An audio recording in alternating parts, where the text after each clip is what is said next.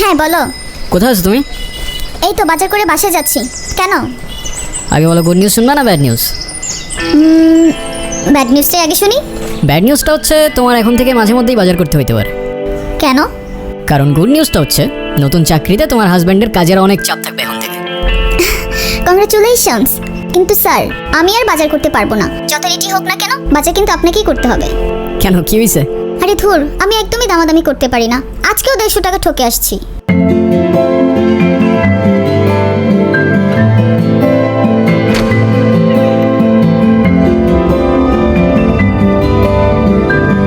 আপনারা কারা আর বাসার ভিতরে কিভাবে ঢুকেছেন? হ্যালো, কারা বাসায়? হ্যালো,